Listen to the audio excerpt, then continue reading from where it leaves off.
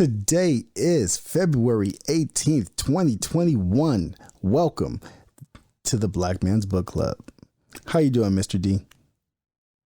Hey, it's a good day. The weather's been fine. I'm happy to be here.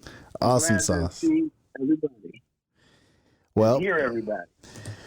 that is Mr. D that you hear, and we are recording remotely today. So one of us sounds like we're talking through a phone, and that's because one of us is talking through a phone. So I guess we should probably get right to it, huh? Yeah, I think so. Okay. You got to feel good? Yeah, I think we should get right to it before we lose a signal or something. All right. Well, then let's talk about this. We'll do feel goods at the end. Let's talk about this acquittal. What do you think about that? Oh, the acquittal. Man, I've been thinking about it and thinking about it. I'm not sure what to think. I'm kind of thinking it's not necessary to really think about it. The facts speak the way they speak. I'm still vibing on the whole January 6th thing and much of the implication that may bring to mind. I'm thinking this is going to be something that's going to be affecting different people to different degrees. I think we got some people that think that they're entitled. They actually are crazy enough to think that this is their right. I could go on, but it's just a lot of rambling thoughts. I think I could summarize it up in the thing that if the members of our listening audience were to Google, the popular vote for the 2020 election, they could get numbers. And if they go and they Google the electoral vote for the 2020 election, they could get numbers. And I think they could draw their own conclusion. I've done that. And I see when people talk about, 70 million or 71 million or 72 million or 73 million people, voted for number 45, it's like maybe the Super Bowl should have gone the other way because the team with the smaller points should be a winner. I always thought, we could do that with the basketball, baseball, this, that, and the other. So it's like all of a sudden now the rules have changed, and now the team is supposed to be the winning team is the team that gets the smaller numbers. Right. Well, it's because that kind of logic is just ludicrous. It's absolutely ridiculous. On the other hand, moving away from the acquittal and a January 6th, insurrection, I think it speaks to something that's been going on for a long time. And that is that when a black man became president, all of a sudden the voting system was wrong. The voting system was illegitimate. The voting system was fraudulent. The voting system was this, that, and the other. All to justify the notion that, for some reason or another, something's wrong. Now, if we need to, we can go into it deeper and longer because I have a few theories about that, but that's not directly answering the question that, you posed to me. But nonetheless, I think it's symptomatic of a certain kind of frame of mind that seems to be pervading, a portion of the country. Personally, I think it's about, 25, 30 million people. It's a minority of the people in the United States. But nonetheless, it seems to suggest that they're going to say and do everything they can to try to justify their position. Right. And all of that is background to set up my response to your initial question. Like, what do I think about the acquittal? I see the same thing happening. A minority of people somehow having undue influence, which is quite different from the rest of the country in the acquittal sense, the rest of the Senate, in the country and in the world, it's like a smaller number of people are trying to have more influence over what the rest of us do. So I would say to the listening audience, watch, the whole impeachment process, or watch as much as you can so you can get it with your own words. I would say listen to the call to the Secretary of State of Georgia. Listen to the whole 102 minutes or 1 hour and 2 minutes, so you can hear it it for yourself. I think my point is made. I think I get in right there. In fact, I will end it right there. That's what I think. Well, you know what? I'll tell you what I thought about it. I thought you made some excellent points, and there's really no sense in dwelling on it, but because we have a show, I wanted to talk about it at least.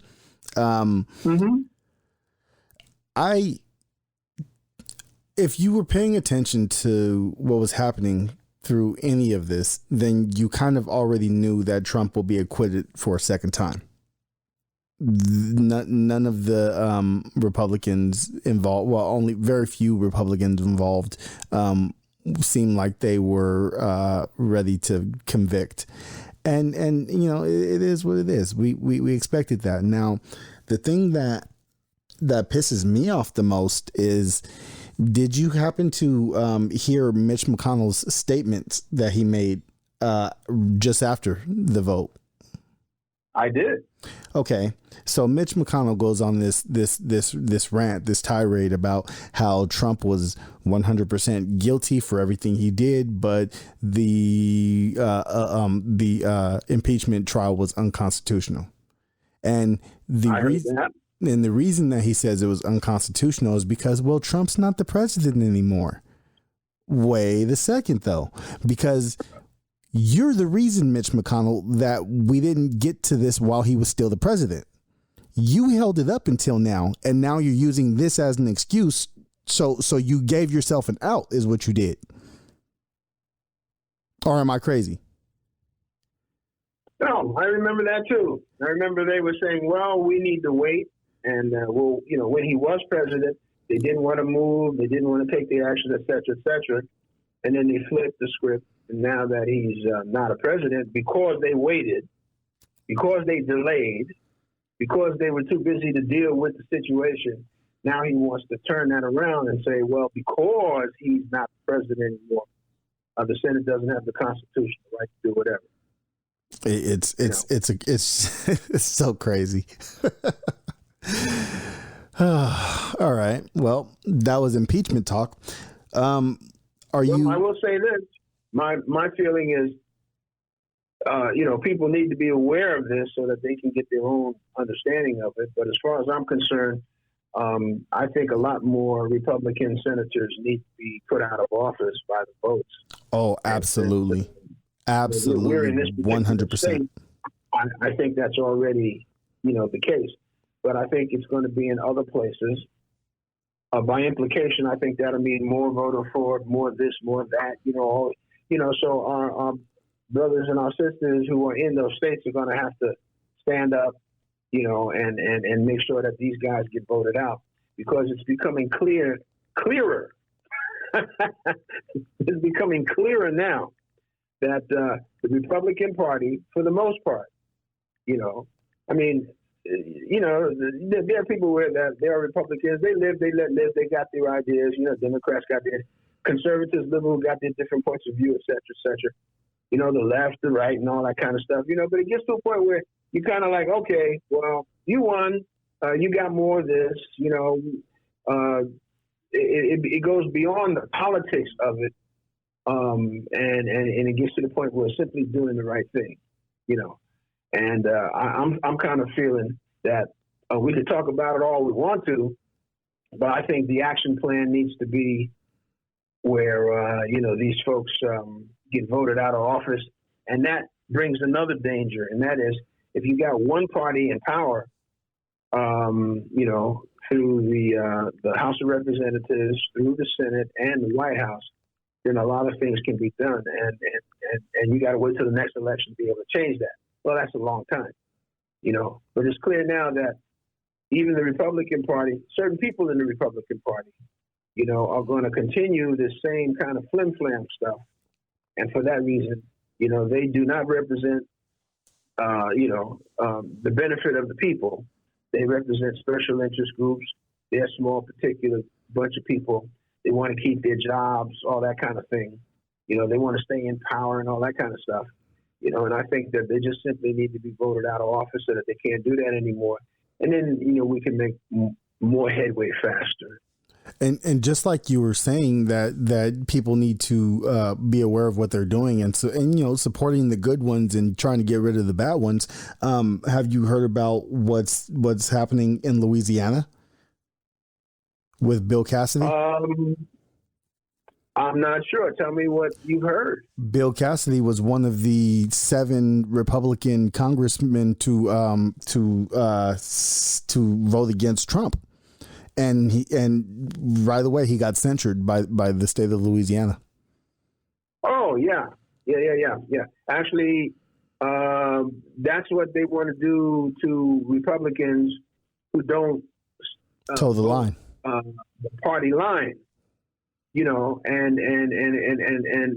I'm alluding to that. The party line seems to be suggesting things which are not beneficial to anybody else but the party.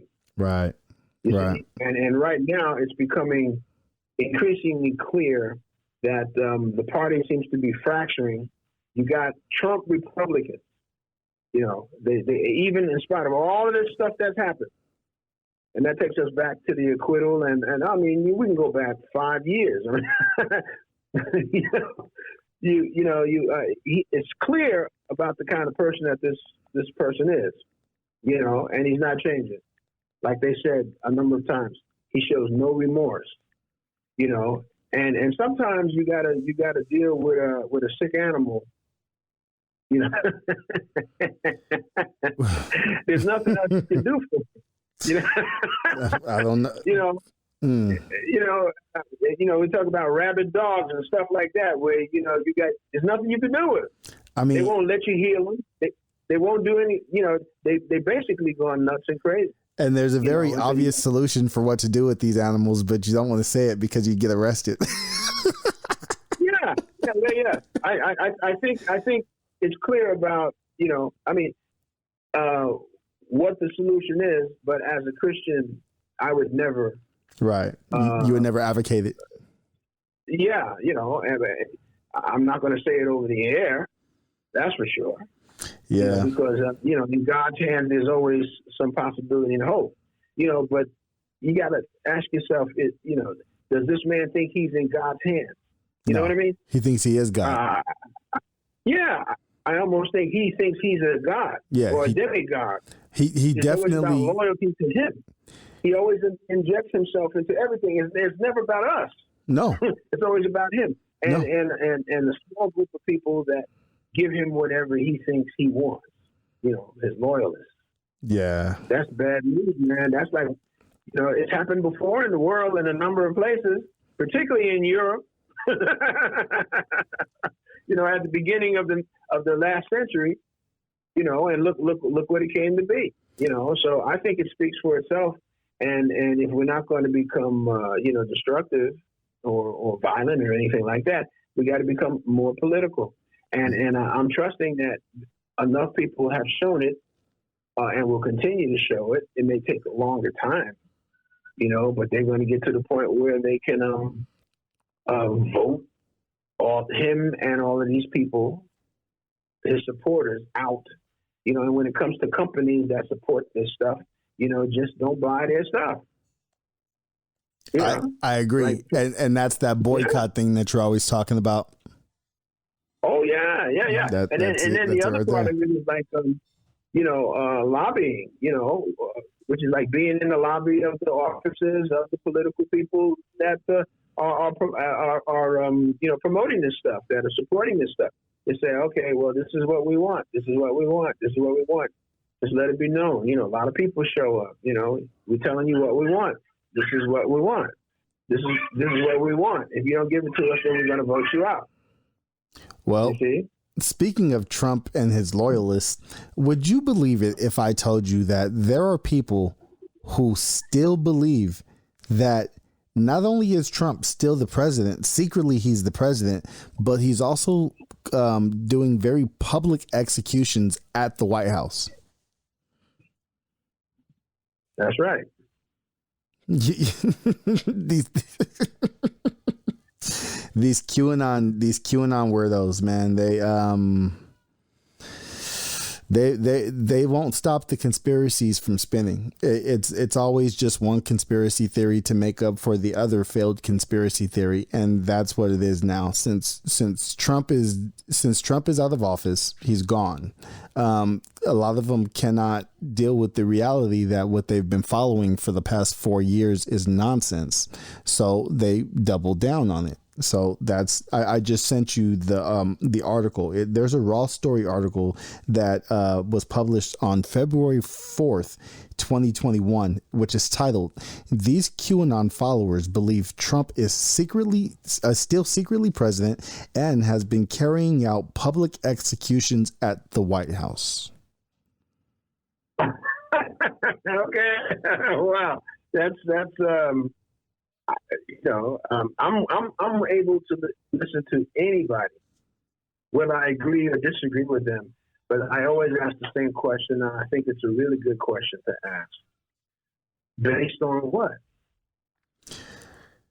That's the point. What supports your particular point of view? I'm willing to tell you why I think what I think, right or wrong. These are the reasons why. You base it on reason. You think of any, reason why these people think that? Yeah, it's because they won't get off of the internet mostly, but there's this thing going on that supposedly is called the 10 days of darkness, and during these 10 days of darkness is when Trump is really getting rid of all the people who they've assumed that he was going to get rid of for the past 4 years. And there's a bunch of pictures floating around the internet. I just sent you an article, and it has some of the pictures in that article. What they did was, or what they have done is take a photo from an actual execution in 2013 in Kuwait, and they've imposed those pictures onto the White House. It's really not even that captivating. It doesn't look like it looks like a Photoshop job, but to people who don't think critically, it's truth. You were saying something about Photoshop. Oh yeah, I was just saying that they use these Photoshop images of an actual execution, and so these people see people hanging in front of the White House and on the picture on their computer screen, and they don't even bother to do like an image search to see if it's real. They just, because they don't think critically, they just assume it's gospel, and so we put that one in the memory bank here. Now we have Trump executing people, hanging them in front of the White House. And the craziest part about that is not only that they believe it, but they're cheering it. That's the America that they want to live in. Well, like I said in the very beginning, it gets to a point where you be chasing rabbits down the hole, and always trying to cancel out somebody else's point of view or reason or whatever the case may be. And I think it's getting to the point where it's very much a futile endeavor. It's a waste of time, personally. I mean, I'm thinking about it now because you brought it up, but I just don't see it as being a productive thing to be concerned about these people, because clearly anytime you knock down what they say, they will come up with something else, and it's only limited by their imagination. I've met some people that, started talking about the storm. They started talking about, devil worshipers, and you see, okay, well, yeah, that's true, but who? I simply say, so who's doing this? The pedophilia thing. Who's doing this? They can't tell me who. I said, well, let's agree that it's criminal. I think by most people in the world, doing something like that, particularly with children, is criminal. But how do you, unless you deal with the specific person that's doing it, or maybe a specific group of people that are doing it, but you just can't have an overgeneralized, stereotypical kind of they. You see, and I think that's where many of these folks are going to continue to live, and I don't think there's a whole lot of time that can happen with us trying to get them to change their mind. I don't see it as being something that's productive for that reason. Oh, and I agree with all that. I just think it's important to know who they are and what they're thinking, because there are 2 QAnon supporters in Congress. Yeah, you see what I'm saying? So I mean, it's not the type of thing that we can just ignore anymore, because these people are making laws for us now. And Marjorie Taylor Greene is the big one that everybody knows about. And there was this big hoopla over the past few days about them removing her off of her committees and whatnot, which is great, but she's still in Congress.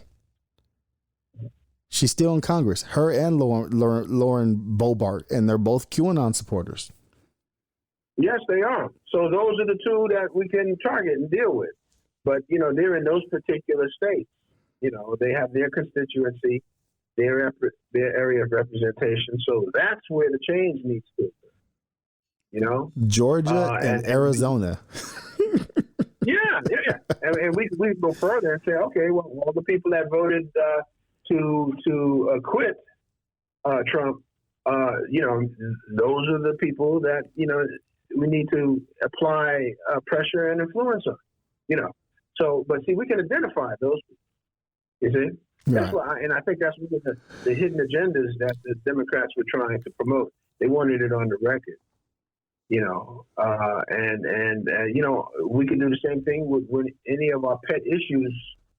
We can say, okay, well, you voted this way, you voted that way, and so we don't agree with you. We go there and we tell them why we disagree, and it's going to have to become a very serious social, political mobilization, I think that those kinds of conversations, can be held in private, and then we can figure out what the strategy is going to be. And I'm going to ask the listeners to write in, tell us what they think about that. Like, what would you do? What's your answer to the situation? And I'm throwing this out to the audience. What's your answer to the situation? Write in and let us know. We'll read it on the air. How about that? Yes. So that more people can tell more people. I agree. Listeners, talk to us, write to us, hit us up. Anything that we talk about, it's all on the table. Now we're putting that out there. I have a question for you. What kind of water do you drink? Are you a tap water guy or a bottled water guy? Both. Okay. Okay. See, I had this incident in Egypt. You already know you're in trouble when you're talking about drinking water in a foreign country. I drank some water in Egypt, and I don't know what that water was contaminated with, but man, it had me vomiting and diarrhea and all kinds of stuff at the same time. I didn't know which end to put on the toilet. It was horrible. And ever since then, I've only drank bottled water. Uh-huh. So, I mean, which it's an expensive habit, but it's what I prefer at this point. I think it's a mental thing for me. I can't drink tap water. Now, this story I'm about to tell you is about tap water and a potential terrorist act. Well, I'm not even going to say a potential terrorist act. It's a straight up terrorist act. So this is from a Wired article. It's titled, "A Hacker Tried to Poison a Florida City's Water Supply, Officials Say." So what happened was, in this town called Oldsmar, Florida, a hacker hacked their system and increased the amount of sodium hydroxide levels in their water by over 100 times. Do you know what sodium hydroxide is? Yeah. It's lye. Yeah. It's lye. Bleach. Right. So they do treat our water with it in very small amounts to kill certain bacteria. But the way it worked out, this employee was working remotely from home, and he started noticing that his mouse cursor was moving strangely on his computer. And so he takes a closer look, and he sees all of a sudden there's alarms starting to go off all over the place. And so he said, "Oh man, there's something going on." So he goes into the facility expecting that there might be some kind of IT issues. And when he got there, all his meters were correct, and there was a ton of extra sodium hydroxide in the water supply. Now, he caught it, thankfully, before it got into the main water supply. But had it have gotten into the main water supply, that mixture of water and sodium hydroxide would kill people. It'd be fatal. The way I understood it, it would be like drinking Drano. Yeah. They said just showering with it would cause your hair to fall out with severe skin irritation. Yeah. It's quite possible. How do you protect yourself against that? Let me go directly to the solution, the potential solution. How do you protect yourself from that? Well water. You dig a well out back. That's the only thing I can think of. Because I mean, if you're relying on the city's water supply, then that can happen to you. And the reason that I brought this up is because there's a podcast that I listened to. It's a 10-part series that was done by this dude named Robert Evans. He's a great podcaster. He's a great reporter. And he used to report specifically on, his thing for a while was reporting on war zones, right? So he traveled the world. He's reported on a couple different civil wars that he's been around for. He gets around, and with all of his experience with dealing with multiple war zones and learning the stories behind what started those wars and whatnot, he put together this 10-part podcast called It Could Happen Here, where he talks about, what a civil war would look like if it were to happen on American soil. And that's one of the things that he talks about in his podcast. And mind you, everything that his podcast came out now would be like a year and a half ago. Just about everything he said in that podcast has come true. One of the things that he's mentioned was, especially here in California, how vulnerable we are when it comes to water supply, because most of our water comes from up north. Yes. So you really only have to blow up, 4 or 5 pumps along in specific areas, and you shut down the water supply for all of Southern California. Yes. And it's something that we as a community need to be aware of, that these things are happening and that they can happen. Yes, I would say for those of you that are listening, what kind of solution, would you promote or suggest? I do have, because I like camping, I go camping. You can't carry all the water you need with you. Right. So you always got to have a source of water, drinkable water, clean enough so that you don't get sick. And I've come up with a few things that can be done, which, many people who, get in situations where water becomes questionable, things that they actually do. But I don't want to say what they are. I'd be very interested in hearing what our audience has to say about that, because I think it's a good idea for them to begin to start thinking just like you, and I, and they need to come up with solutions that are going to be, acceptable to them. So it's an excellent question. What do you do if the water supply goes bad? I will say this: you need water before you need food. How about that? How many times do you drink water? How many times do you eat food? How many days can you go without water? How many days can you go without food? Besides air, breathing every so many seconds, maybe you can last a minute or two without breathing. How long can you last without having water?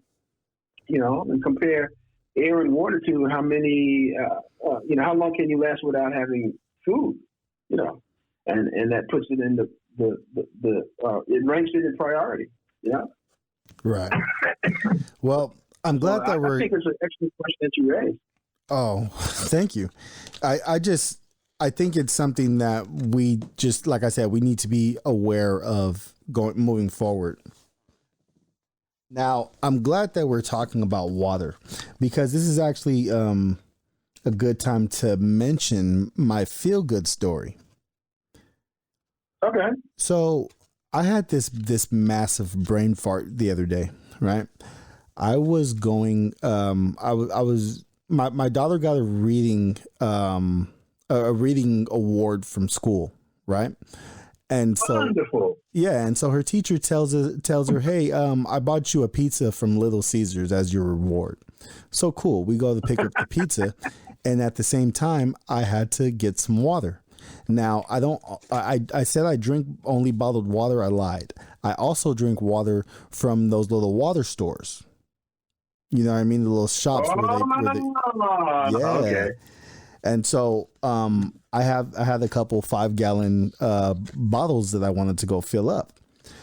And so I stopped over at this new place that was near the Little Caesars I was at, and I just happened to stop there. And since I was going to Little Caesars and getting water, I said, you know what, let's go to this place, because it's definitely not my normal place. And I walk in, and it's a brand new place, Black owned, and I'm like, all right. So I'm already interested in supporting because it's Black owned.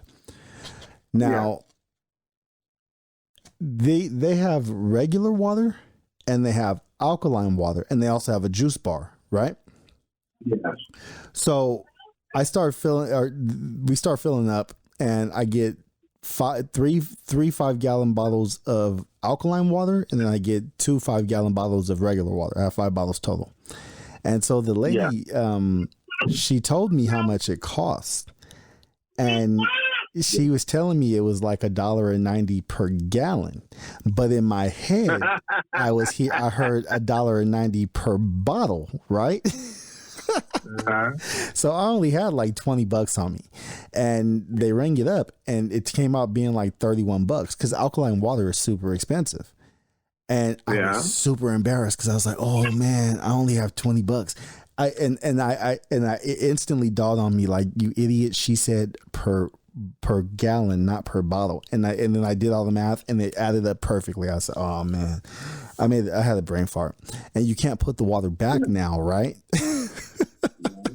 So the guy asked me, he says, how much you got? I told him, I said, I got 20, man. I'm like $10 short. And I'm sorry. I'll run to my house. I'll grab some more money. I made a big mistake. He was like, you know what, bro, don't even worry about it.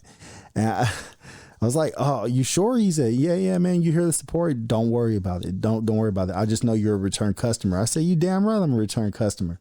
So what I told him was, you know what? I'm also a podcaster, and you did me a solid, so I want to shout you out on my show. That's good. Right. That's good. So I want to announce the grand opening of REUPH, spelled Re-Ups. Oh, I'm sorry, Re-Up, but up with a PH. There we go. Re-Up PH. And this is a water bar, a juice bar, and a health mart. they've got some pretty exotic looking juices, but I didn't get a chance to try any of them. But you can get your alkaline water there. So if you know anybody with cancer, people with cancer need alkaline water. They have vitamin supplemental snacks, all kinds of stuff. So if you happen to be in the area, the address, if you live in or near Compton and you want to support a Black-owned business, the address is 1620 West Rosecrans Avenue, Compton, California, 90220. And you can hit them up at www.waterandjuice.com. That's inspiring. That's absolutely inspiring. And then mention our podcast. Yes. Tell them the Black Men's Book Club sent you. Please do. Yeah. So did you have a feel good you wanted to talk about before we get into our book? Well, the one I wanted to talk about is a Black-owned, I guess you can call it a computer center, but I went back by because I had mentioned it on our last podcast. I told them that, I just wanted to check with them to see if it was okay to mention them on the podcast. And I found out that besides computer repair, they also were a testing center, and that intrigued me because for many of our brothers and sisters, our community, one way to kind of, upgrade their skills is to get certified by taking a particular test. So I asked them if they could kind of put something together for me, a 15 or 60, maybe a 2-minute commercial. I said, I'll tell you what we'll do. I said, text me whatever you want me to say, and give us the full blurb on what it is that you guys are trying to do here. Because I was very impressed with the fact that, they have about, 15 to 20, something like that, computers inside their place. And although my interest in their business is that I need some computer repairs on some old computers that I have, some old laptops, desktops, et cetera. I have my very first, going back to Windows 98, Right. You know what I mean? 98 second edition and all that kind of stuff. Say you get that working, you're going to be like, oh man, there's some stuff on here. Yeah. I want to go through those computers, take off what's still relevant, junk the rest. And there's a couple of games that I enjoyed playing, and I want to get those to work again, But I want to integrate all the different data that I've collected over the years. And so this guy says he would be happy to do it. Now I could go to, a big box store, electronics store, various other places where they do computer repairs. But the fact is that this man is a Black man, and his wife. I met his wife. She's a Black woman, and I want to support them. And even if it costs me more money, I am going to support them. Because if you don't, who will? Yeah. And I told him, I said, I want to be able to put your name out there on the podcast, and I want to ask everybody to, to spread the word, particularly those of us that live in the Los Angeles area. Absolutely. So he said he would. Now, as of right now, he hasn't texted to me yet.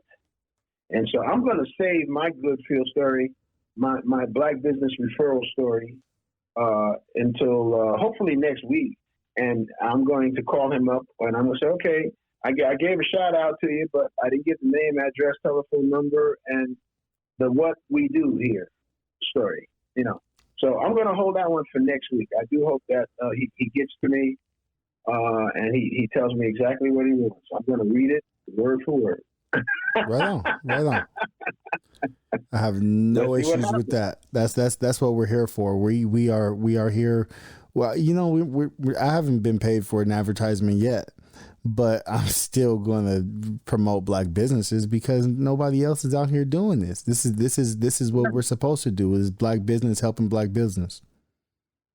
And you know what? I will say, and I'm gonna announce this because I would have done it today, except that a couple of things, scheduling got kind of messed up. I had an experience with a company. I wanted to get an oil change done, and after they changed the oil, well, as they were changing the oil, they started telling me some stuff. And I'm like, what? And okay. And I ended up having to do a whole bunch of extra stuff that cost me a lot of extra money. Now I'm going to meet them tomorrow, and I'm gonna tell them. I said, listen, I'm a dissatisfied customer, and the blah blah blah blah blah blah blah. Now the issue's been fixed, but I had to do this, that, and the other, and so your choice. Are you going to give me some free oil changes to make up for this? Because I'm not buying what you're saying, and I think next week I will have that story as well. And that might not be a feel-good story. That might be a feel-bad story, because I'm going to tell him. I'm going to say, listen, guy, I simply don't believe you, and I got my reasons, and if you solve the problem by giving me, X numbers of service, which make up for the money that I had to spend, then I'll say that. And then it'll be a feel-good story. But if they don't, I'm going to say, well, they didn't do it. And I don't agree with what they say. I'm going to tell everybody to look out, watch out, spread the word. Because I'm going to tell them. I say, you don't realize it, but, a couple of 100, 500, maybe a couple of 1,000 people, or more, are going to know about this situation. Because guess what? I'm going to tell that to him after he tells me what he tells me. I'm not going to go in there to try to gain any leverage. I just want to see where his heart is at. And here's my point. That we as Black people need to do this. We talked about all that political stuff. I did mention boycott. We got a lot of economic power in our hands, even with, not having, the wealthiest, of households. But we still buy a lot of stuff, and a lot of other parts of the economy depend on us. We spend money. We definitely spend money. And where we spend our money and who we spend it with is really the issue, and we need to tell people what we want. We don't need to be quiet about it. We don't need to complain like you on the supermarket talk about they don't have this, that, and the other, and you got a Black manager who's, running the store. Just go tell the manager, and if they don't do what you want, don't shop there anymore. It's that simple. It's really that simple. Yeah, and that's what I'm going to do with this guy. If he treats me right, whether he thinks I'm right or wrong, if he thinks he's right and I'm wrong, okay, fine. But I'm going to tell him what I'm going to do one way or the other. He has absolutely no control over that. So we'll have to see what kind of feeling that's going to be next week. But see, you also have a platform too. You also have a platform. Yeah. You have, and I don't want to say it's a bully pulpit or turn it into one, but it can be if we have gripes and complaints against people who are not treating us well. Listen, man, I'm telling you, but I know you know. I'm telling you, all the other people that are listening, listen, you need to shut your flap, stop talking a whole bunch of nonsense. You need to start taking action. There's a lot more than you can do than you may have already been done. If not, then do more. If so, continue. And you need to get to the point where you're telling people what you want, be it politically, in the court system, economically, in the business system, amongst our families and our friends, we have a lot more that we can do than we're currently doing. And I think that will help to affect the world we live in a lot more. Absolutely. Absolutely. Well, on that, let's transition into our book. I'm ready. All right. So let's pick back up where we left off. We left off on page 170. Now I'm on page 161. I'm right there with you. Oh, 161. Oh, you went back to the beginning of the chapter. Yeah, but we there's no doubt that we're going to have to do this again. But I am now on page 170, 171, 172. Yeah, that's what I wanted to cover today. 170, the end of the bottom of 170 through 175. And it starts with some political theories and principles of ancient African Constitution law and the fundamental rights of the African people. And I want to emphasize ancient, right? Yes, ancient African Constitution law. Constitutional law. And it seems to me like this week, is a really good week to pick up on. But we've been here. We've been talking about this thing. We over the weeks we've been talking about the same thing. The law that governs the land. We talked about the black slave codes, and so how the present quote government unquote seems to deal with things, and they want to talk about, for example, the Constitution. They want to talk about legal this and that.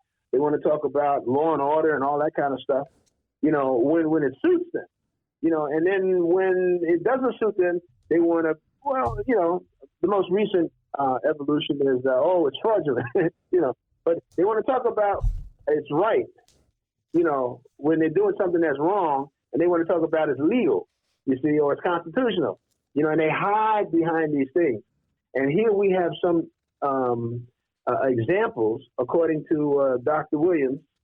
Chancellor Williams, which suggests that ancient Africa, had fundamental rules to live by. So let's get into it.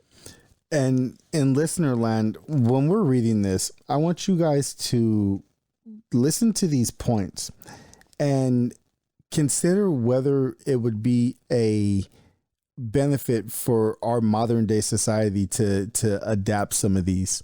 It won't happen, or at least if it did happen, it would take generations for it to take place. But it's an interesting exercise to imagine a world under these rules. So let's start with the very first one. Roman numeral number 1. The people. Before you do that, can I, or can you read what's in parentheses? Oh, absolutely. Drawn from African traditional, constitutional and customary laws, different versions and modifications of the same laws occurred in different societies. And I think they call it emphasis, or our implication is different societies, which means different societies in Africa. Yes. That's all I'm worried about. Yeah. So, Roman numeral number 1, the people are the first and final source of all power. Good one. I as opposed to a monarchy is the note that I wrote there. The people are the first and final source of all power, which means that what we say goes. I like that. Okay. Yeah. Number 2. Yeah. The rights of the community of people are and of right ought to be superior to those of any individual, including chiefs and kings. The will of the people is the supreme law. Chiefs and kings are not under the law, are under the law, not above it. So there's some. I should have probably said the A and the B there, but those are different points of the same thread. So I'll read that again. The rights of the community of people are, and of right ought to be, superior to those of any individual, including chiefs and kings. A, the will of the people is the supreme law. B, chiefs and kings are under the law, not above it. You want to add anything else to that? Because you just made me think of something. Go for it. You go first. I have a note for it, but I'll wait. Okay. I would include, it's not included in Chancellor's writings, but I would include presidents. That's all I thought about when I read that. That's all I thought about. 100%. Chief justices, senators. I mean, prime ministers. I mean, call them what you want to call them. A corporate CEOs and all that. The people got to live. The note that I wrote here, I said that we could stand to adopt this concept in 2021. If you're not wanting, you're not wanting to wear your mask shouldn't outweigh the health concerns of the overall community.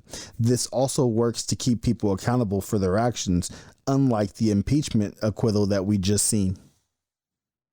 Okay, I didn't want to get off, what Chancellor has written, but I met some people who had a gathering. I walked up with my mask on, and first thing they asked me, it was, why are you wearing that mask? And I said, because I want to. You could not wear it, but I can wear it, so, what are you folks doing here? Because they had a meeting, there's some flag waving going on. I won't get into all of the stuff that they said, I agreed with a few things, but the rest of it, I said, I'm not going for that.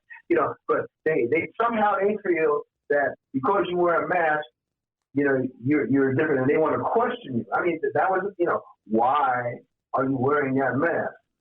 Well, damn fool. I mean, you haven't heard about the 300 something. Was it 350, 360, 1,000 people, 360,000 people, have died because of this in this country alone? Yeah, it's like, I mean, gee whiz, you're like, where you been? But instead of going through all of that, basically what I'm saying is that, you have the right, we are living under certain common laws, certain common rules, certain common customs, and that includes the people that like to call themselves leaders. Right, and your firmly held beliefs should not trump, for lack of a better word, the needs of the greater society. Let me read the next two. We got 3. This is on the top of page 171. Kings, chiefs, and elders are leaders, not rulers. They are the elected representatives of the people and the instruments of executing their will. Their meaning the people's will. Right. Now, how about that? Right. The elders included. They are leaders, not rulers. Okay, number 4. Government and people are one and the same. Ooh. Didn't I say that in the last episode? Yes, you did. I can't even fathom that as a concept. I'm too American. I can't even fathom that. So wait. So we tell them what to do and they do it?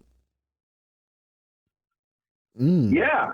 And I think that might be one of the reasons why it's getting so crazy, because somehow they've been sold the notion that the government is one thing and the people are another, and I think that needs to be corrected, and it needs to be corrected quickly, because those are the same kind of things that happened in World War I and World War II, and other places where dictators took over.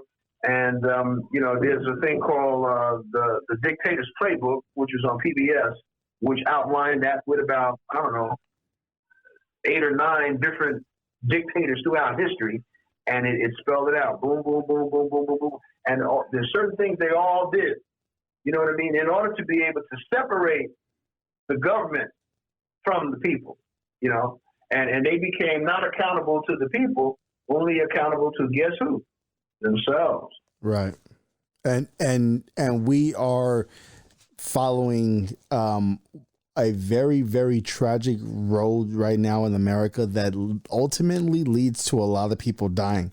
And you see it it's with dictators and these authoritarian types, there's certain things that they'll all do. And it usually has to do with silencing anybody who speaks against them. So they'll always attack the media. They always attack intellectuals. And we see that right now we're going through a massive wave of anti-intellectualism in this country. I do not understand it. There's just certain things. And if you're not well versed in history, you will miss all of it. So hold on a second. Okay.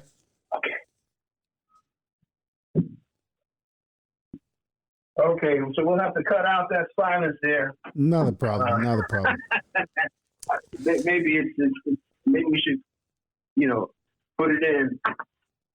There's a note under the door. It says, "I need to turn on the dryer at 8 p.m."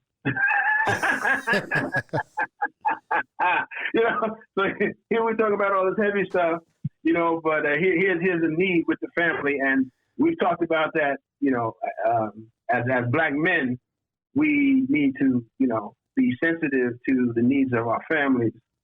Right. Well, you know what? We can just, as soon as you need to go, it's not a problem. I've got it set up so we can do it over the phone now. So whenever, it's not a problem. Well, let's continue, and then when they finally turn it on, we'll see if the sound comes through the door. Copy. Okay, so next one. I'll read the next number, two. What is this? 5. Yeah, we're on 5. I got this one. This one I actually really liked.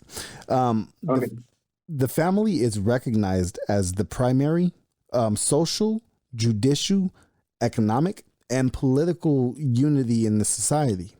The family council may function as a court empowered to try all internal, which is non-serious, matters involving only members of the extended family group. 6. The elder of each extended family or clan is its chosen representative on the council. So I was already planning. On reading these two together, because the note that I wrote on this kind of combines the two. And my note says, I love these because what this does is it turns the family into a socio-economic organization that has judicial capabilities. And they put the oldest ones at the top. The age and wisdom goes a long way in this society, as opposed to nowadays where we throw our old people away. Yeah, and we talked about the age groupings before as some proxy for experience, intelligence, wisdom, practicalness, etc. Yeah, I remember that from last week?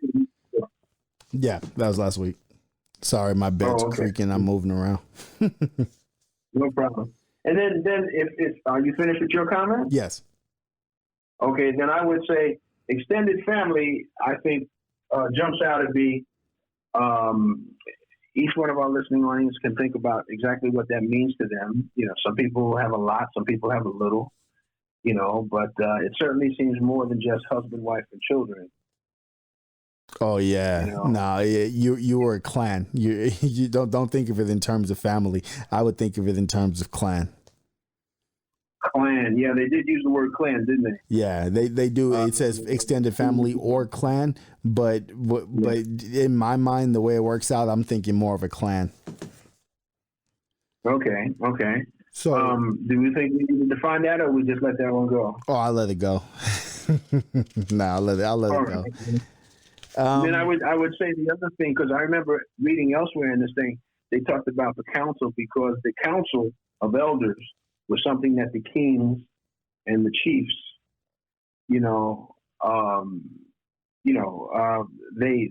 they worked under and with, the council, a large grouping of people who represent the interests of, all these other groups. They didn't work separate from them, but they worked along with them. So the council, wise, judicial, meaning people who had judgment, Right. They had, like grandma used to say, good old common sense. Well, they weren't looking for their own specific interests. They were looking for the interest that would benefit everybody overall. So, in other words, maybe we could say the greatest good. Now, I think the idea of democracy is similar to that, but it would seem as though if this was something that Africans did from ancient Africa. This would precede the Greeks and the Romans and, all the other folks that, they often like to talk about, as being a guiding principle in formulating, these governments. Why don't you read that next one? Because I think it dovetails very nicely with what you're saying. Okay, that would be number 7, right? Yes. Okay, it says decisions in council are made by the elders. Boom, there it is. Right. The chief or king must remain silent. Oh, well, there it is again. Oh my goodness. It says, even when the council's decision is announced, it is through a speaker or linguist. Decrees or laws are issued in the same manner to assure that the voice of the chief or king is the voice of the people. Wow. And in parentheses, it says, this is an example of a provision that had wide variations. So, yeah, I'm glad you let me read that, because that's, he said it's better than I do. But that's what you were saying. That's exactly what you were saying, though. Now, that's right. What's wrong with that? I mean, how can we say, if somebody thinks that's wrong, please explain to me why. Yeah, I would like to hear that too. I would. Yeah, what's wrong with that? I will say that I wrote a note about that particular number 7 that we just read, and my note is we desperately needed this in America between 2016 and 2020. Somebody should have told our fearless leaders to shut up and listen. Yeah, because they're telling them that now. Right. Yeah. McConnell, I like you asked me before, did I hear the whole thing? Yes, I did. And the first thing I thought is, you the same one that was talking all that craziness about former president, to be fair, but, I'm going to say president anyway. President Obama, as soon as he took office, you were saying all that stuff about, he's we're not going to let him blah, blah, blah, blah. So now you're crying the blues now. Right. Look at the monster that you created. You could have been saying all of that before. You certainly could have said it before this inquiry, this whole, judgment, this whole trial and all that kind of crap. You say it after the fact. Like Nancy Pelosi said, BS, and we know it, but I'm glad he said it, and for what it's worth, but this is the kind of thing, like you say, which could have really cut through a lot of the BS. Yeah, agreed. All right. Anyway. I'm going to read number 8 and 9. Okay, so you got 8 and 9. Yeah, I'll get 8 okay. and 9. 8. The land belongs to no one. It is God's gift to mankind for use as a sacred heritage, transmitted by our forefathers as a bond between the living and the dead, to be held in trust by each generation for the unborn who will follow, and thus to the last generation. 9. Your comments. Oh, I kind of wrote my comments for both 8 and 9. So let me read 9 and then I'll go back. 9. Okay. Each family, therefore, has a right to land free of charge, sufficient in acreage for its economic well-being, for the right to the opportunity and the means to make a living is the right to live. A. The land, accordingly, cannot be sold or given away. B. The land may be held for life and passed on to the family's heirs and so on forever. C. The chief is the custodian of all land, the principal duty being to assure fair distribution and actual use. Your comments. All right.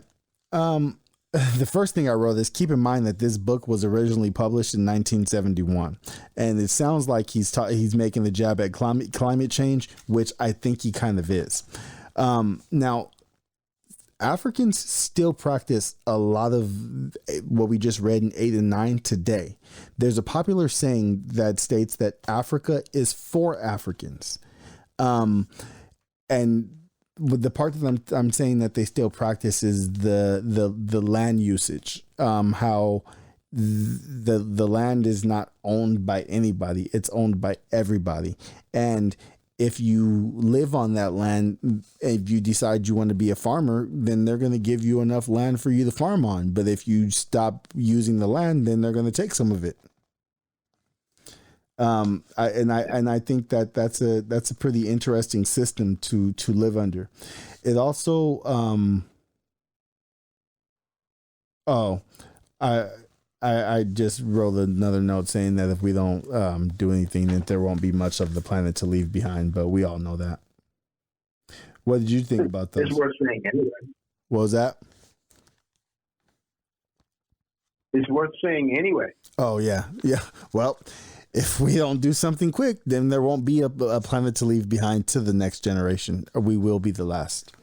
Because that's what we're working towards. Again, I want to stay on this, but I saw something called One Strange Rock. It's narrated by Brother Will Smith, and he speaks in his quite everyday humor, but he makes some really good points, and sprinkled in between all of that, or maybe it's his commentary that's sprinkled in between the commentary of the 7 or 8 or 9. I didn't count the number because I haven't seen the whole thing, of astronauts, who have spent time up in the International Space Station, and the observations that they made from space are really worth everybody, taking a look at. I think it's on National Geographic network. If it's not, it's on Disney Plus, but I think it got moved, or maybe it was Netflix and it got moved to Disney or something. I don't remember which network it was on, but if you just Google R Strange Rock or One Strange Rock, you will get a chance to get some of the trailers on it. And my personal feeling is that the planet knows exactly what to do. The planet's taken out the disease. The planet's been through, change before, and it's come back and healed itself. In this particular case, if it turns out to be men, and there's a lot to suggest that, then it's going to take out mankind. Because we are the disease. Yeah. If you balloon up the planet, then the planet's going to take you out. And I have a lot of reason to say that, having watched a few episodes that I watched. But to stay with what we're saying here, I'm going to leave that for another time. But I would urge everybody, just like they should watch The Dictator's Playbook, to kind of get a sense of, how people try to separate you from government. In fact, how people try to separate you from a livelihood, how they try to do it, through the judicial, the economic, the social, the political, et cetera, different aspects of our lives. They disconnect you from the land. You're living on concrete, for God's sake. And that separates you. So now you got to get water, but you got to pay somebody to get the water. Now they're capitalizing off your water usage, if it's safe to drink. Right. You can't plant food because there's no place to plant it. The whole notion of private property becomes the issue. Well, if the person's not using the land, why can't you? I remember when I first moved to California, and this Mexican lady was picking some lemons off the lemon tree in the yard, and I happened to go outside and I saw her, and she was saying, her broken English, I sorry. And I said, no problem. I don't mind. You can come and pick them anytime you want. The tree has grown all kinds of lemons, and they were good lemons. They had plums too, on the side of the house. and the plums were not the ones that you buy in the store that are sour. These were sweet plums. Oh. You can take them off the tree, put them in the refrigerator. They were sweet and juicy. They were refreshing. They filled your body. You're like, oh man, this tastes good. I'm gonna get another one. And they gave you a lot of fiber. So here's a tree just giving away the fruit like that. Right. Why can't she have some? Just because it's on my property? I told her, now that I know you like to pick these things, you can come in at any time. You don't even have to ask me. But, just kind of do it in the daytime. Right. You remind me of my sister-in-law's new neighborhood. My sister-in-law just moved into a neighborhood where the neighborhood kind of operates like that. All of the neighbors have different trees in their yard or different plants, and they basically use their backyards like a community garden. So there you go. Somebody might walk into your yard and be picking stuff off your tree. And the way we found out about it was when my sister-in-law moved in, they started looking at the backyard. They're like, oh, we're going to cut down this tree. We're going to do this, this, and this. And the neighbor's like, no, don't cut that down. We all eat off that. what are you talking about? You about to cut what down? And that's how it got started. That's how they found out about how the neighbors get down. But you also got me sidetracked thinking about movies. So really quickly, I want to throw a movie recommendation out there before we get back into the book. There's a movie that came out in 2019, and I'm familiar with the story. I was familiar with the story before watching the movie, but this is only because I seen the main character of the movie. He did a TED Talk. He was he's an African man, but at the time of the story, he was like 15 years old. He was a boy in school, and he lived in Malawi, and this is just after 9/11.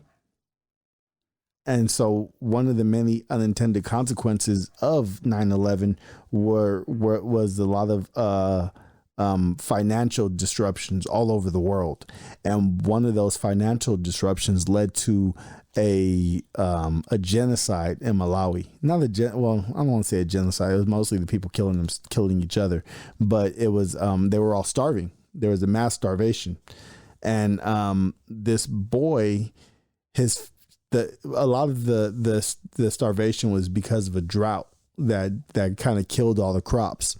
And so this boy learned enough in school that he was able to build a windmill, which provided power to his family and allowed them to use water pumps so that they could farm.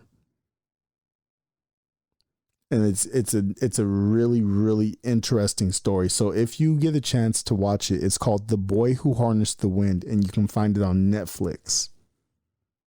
Sounds familiar. It's an interesting story. Very, very interesting. So yeah. Let's dive back into our book now. Number 10. All money. Okay, you still. Oh, go ahead. You still want to make a comment about it's God's gift to mankind, for use and as a sacred heritage transmitted by our forefathers as a bond between the living and the dead. And it goes on. I mean, wow, that's pretty heavy, man. That's pretty deep.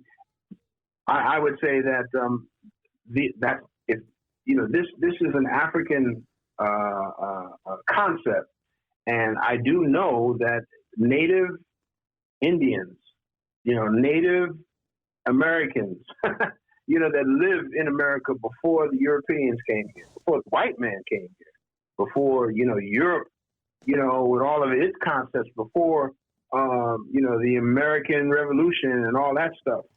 They would do this. They had their territory. They made agreements with the people that lived in the next territory over, we are over in this valley and we go up to these mountains and stuff, this is the river, and they would move around from place to place depending on, the seasons and all the rest of that stuff. A lot of it was following buffalo migrations too, right? Yes. Yeah, there you go. You know, like that's like having a supermarket on wheels. Right. You know, that don't spoil. You know, pooping in the grass and making the grass grow, and eating the grass that grew from the grass that they pooped on. Yeah. And for any of our listeners out there who wants to dig into a terrible story, why don't you find out what happened to all the buffalo in America? just throwing that one out there. All right. Yeah, I know.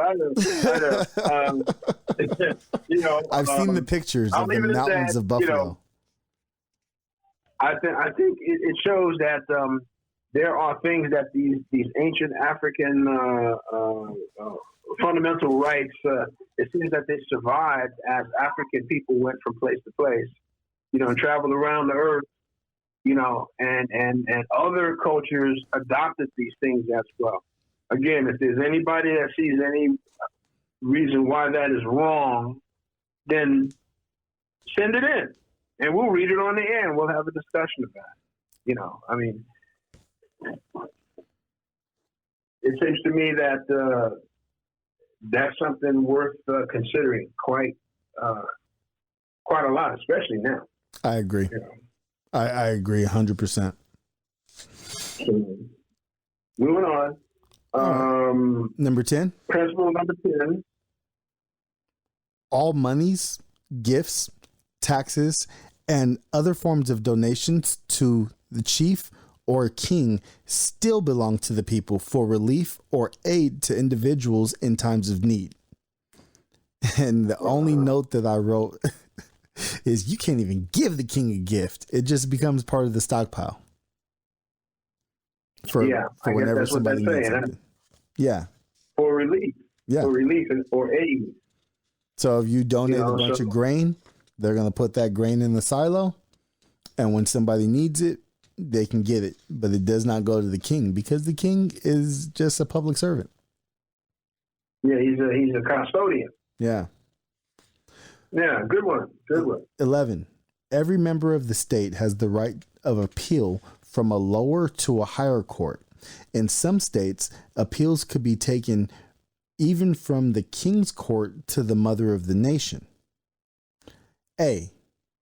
The procedure was from the chief's village to the district court, to the provincial court, to the king's court. B. Such appeals were allowed in serious or major crimes, only those affecting the whole society. Good point. Good point. Did you have anything to add to that one? Well, I think it shows a level of authority, and I think it shows how, you know, it's like we're dealing with an individual. You know, they think it's what, you know, is being practiced. What's customary is not right. Then they get a chance to go up and speak, you know, and if no decision is made there, it goes up to the next level. If no agreement is there, and then it goes to the next level and so on. So it sounds to me like they had a system worked out. And to me, what it almost felt like if we had this kind of system here in America in the modern day, what this would mean was that anybody could get their case to the Supreme Court. There's no barriers. It did say from the village, right? Yeah, because it said that anybody could send it up. Anybody could appeal. To the provincial, and then so it's village, district, and then provincial, and then to the king's court. And don't forget the king, you know, he had to deal with the council of the elders. And once again, from what we read elsewhere in the book, the council of the elders was made up of the elders of many different groups of people from the whole area. Right. You know. Right. So it's still like, once again, these people have to become accountable to where they came from. You know, it's not like, you know, the present situation where a lot of the representatives, once they get elected, they're not accountable anymore Now, to the people that voted for them. right. Now, this next one I thought was interesting, and I actually had to do a little bit of research into it. This number 12, fines for offenses against an individual went to the victim, not the court. A, part of the money received from the loser was returned to him as an expression of goodwill and desire for renewal of friendship. B, another part was given as a fee to the trial court as an appreciation of justice. I thought this one was really interesting. Yeah, and why do you feel that's interesting? Well, because it forced me to look at our court system, and I actually had to do a Google search. If I have to pay a court fine, who collects that money? And and in many cases it's the court. So the way our system works is, if you have to pay court fees, that goes to the court. If you have to pay restitution, however, that's supposed to go to the victim. But if the victim has insurance, then you're going to end up paying your restitution to the victim's insurance and or the creditors. So I thought you were going to say that there's lots of fees, alphabet type fees, kind of like the ones that are on your phone bill, $2 for this, $5 for that, $20 for that, and they go to the state, a lot of it. And there's been quite a lot of research on this, quite authoritatively, like college level, PhD level, thesis level investigations, where there's quite a few jurisdictions around the entire country where they're living off the fees that have been collected. And there's a big push to stop that, because it adversely affects people who don't have the fees, and then they get put back in jail. And now we could talk about, the whole prison complex thing. Hold on a second, okay? Okay. Yeah, let's cut it right there. Hold on a second. You know what I mean? And we'll just keep moving along, because that's a very big issue. And actually, I think I've heard some murmurings of Biden trying to deal with some of that in a small way at the federal level. Where poor people are getting put in jail because they can't pay the fees, but the fees are going where? They're going to the judicial system, and they're financing state operations that have nothing to do with the infraction, and then these folks are being put in jail, and they got to stay in jail, and that's cutting, their ability to make a living out, and it's affecting their family. And we could talk a lot about that, but you kind of see the cycle, the descending spiral, where one thing feeds the other, makes this happen, and it's putting a lot of people that can't pay the fees into worser shape than they were, and it's basically what's the word? Fueling the system, feeding the system, financing the system, funding the system. You get the point. Yes.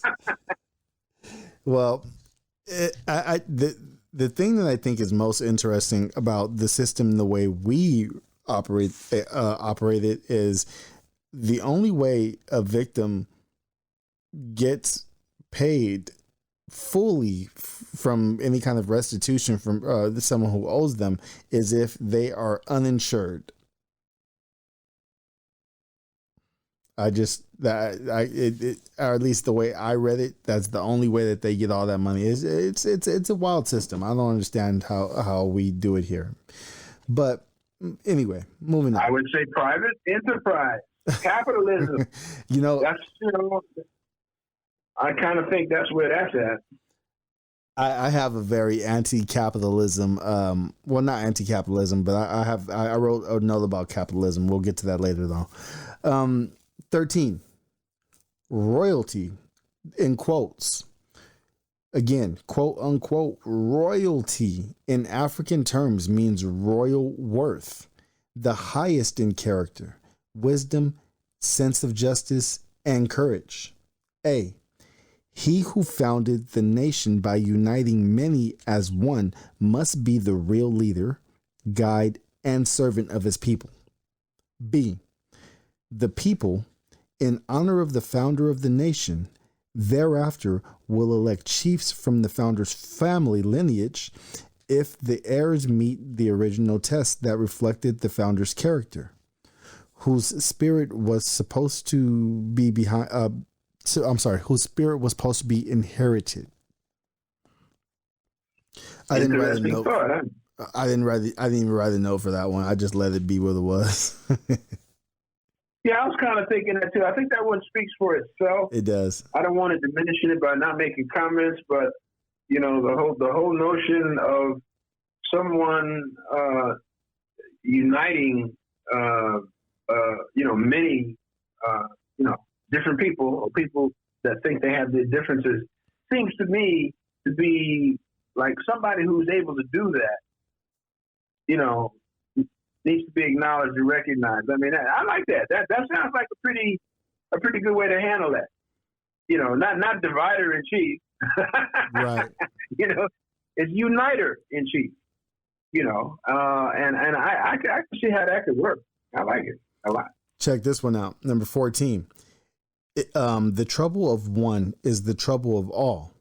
No one may go in want while others have anything to give. All are brothers and sisters. Each is his brother or sister's keeper. Huh. Wow. I tell you what. You just read it, but now I'm going to read it, and we're going to leave it at that for the listeners to know. That's on page 172. That one, I mean, I think all of them are heavy, and some, kind of strike more than the others. But this one, this is heavy. So let's read it. I'll read it a second time for emphasis. How's that? Go ahead. And then we'll move on to the next one. The trouble of one is the trouble of all.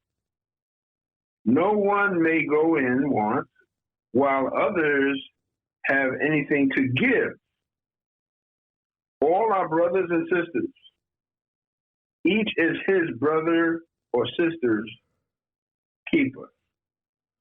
I did write one note for that, and this is the one that I was talking about capitalism a second ago. Yeah. After reading that, I my only thought was, I wonder how these ancient African people would feel about capitalism. When you're considering nobody may go and want while others have anything to give, which is the exact opposite of capitalism. Pick yourself up. Well, I guess that's why we call this the book club, because I did see a movie, and I didn't know that it was going to, be as illustrative as it was, but I do remember it was, medieval times. One of the guys was getting, I guess, food from other people, and from that he was able to start buying things because the people needed the food. He was able to start trading the food. And then over time, he was able to collect, all kinds of stuff, jewelry, furniture, all kinds of tangible physical stuff, Thus, he was able to buy and sell. He built a big castle to protect all the stuff and put it behind closed doors. You know what I mean? And that's when it hit me. I said, oh, damn, he's capitalizing off all of that shit that he had. Right. Right. And so he had more food than anybody else. He had more stuff than anybody else. He kept it behind closed walls in a big-ass vault that he called the castle. You know what I mean? And because of that, he was able to capitalize on his possession. He would buy and sell and trade and all that kind of stuff with other people that had less than him or had other stuff that he didn't have. He had stuff they wanted. He would give it to them, and he would get something else in return. But he wasn't a dirt farmer anymore. You see, And, he became the merchant, and that's the the difference. buyer and the seller. He became the capitalist. Yeah, and that's the difference between ancient Europe and ancient Africa. In ancient Europe, where there was a monarchy, the king owned all the land, as opposed to in Africa, where the people owned all the land. Well said. Well said. So, moving on to number 15. Age grades, sets, and classes are social, economic, and political and military systems for 1. Basic and advanced traditional education, formal. 2. For individual and group responsibility roles. 3. For police and military training. 4. For division of labor. 5. For rites of passage and social activities. In chiefless societies, the age grades are the organs of social, economic, and political action. So I know that one was a lot. That was a lot. Oh, yeah. Yeah. What are your comments on that one? Okay, let's break it down. They said that age grades, sets, and classes are the social, economic, and political and military systems for advanced and basic traditional education, individual, group, and responsibility roles, police and military training, division of labor, and the rites of passage and social activities. And again, this is all dependent on your age grade, right? My note was that in America, the only relevant class system is race. And maybe, depending on how you look at it, race and sex. But age grades and sets is not something that we necessarily do, but it's something that we should. It's something that we should, because especially the way they had their society set up, where if it wasn't just, you weren't just stuck in the age class or age set, but if you were the top of that age set, if you were the brightest of that age set, then there were more opportunities for you, and it creates because you demonstrated that. Right, it creates a merit-based system as opposed to whatever this is that we live in now. Yeah,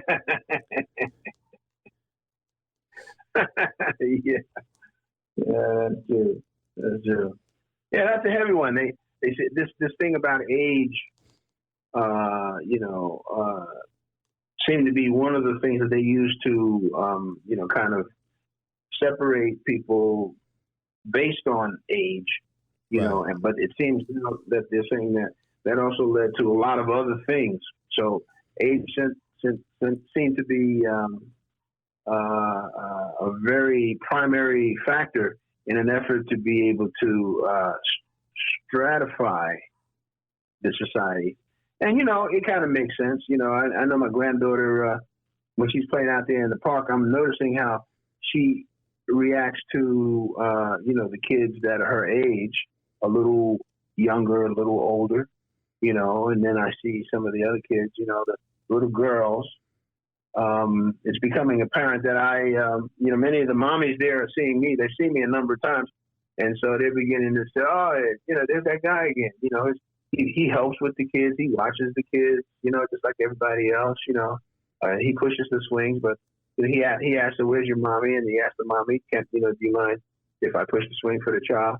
The kids are starting to like him, and you got the young ones, the one, 1.5, 2-year-old, 2.5, maybe 3. But then you got a different group. It's kind of like the 4, 5-year-olds. And then you got the other ones, the 5, 6, the 7-year-old ones. And you can see that they do different things. They talk differently. They act differently. They show how they play, with the monkey bars, the swings, the slides, and, all that kind of stuff. How they pick up the wood chips on the ground. The older kids don't do that. And you can see how they begin to separate themselves based on their understanding of the playground and the world around them. And it seems that it makes sense as the kids get older. The same thing's going to happen. If you're 12 years old, if you're 8 years old, if you're 13 or 15, maybe 16, there's a gray area in between each one.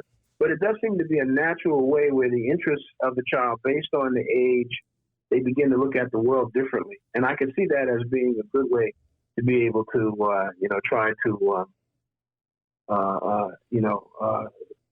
classify or group kids with similar interests together. So I don't know. It sounds to me like a good system. I'd like to see it happen here.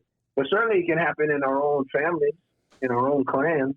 Absolutely. Maybe not the state, maybe not the whole country. But this is something that we could do our own self. I agree 100%. What did you think about this next one, number 16? You want to read that one? Okay, it says number 16, that's